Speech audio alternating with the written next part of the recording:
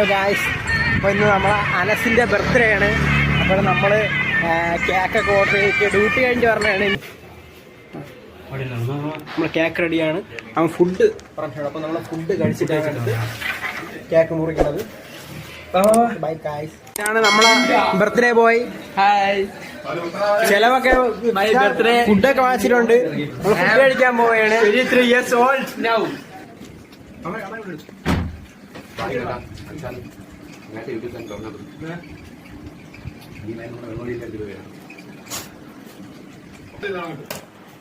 അപ്പൊ നമ്മളതാ കേക്ക് കൊടുത്തോണ്ട് അങ്ങോട്ട് പോവാൻ പോവുകയാണ് കേക്ക് മുറിക്കാനായിട്ട്.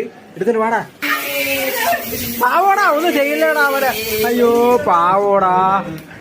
കുറച്ചങ്ങോട്ട്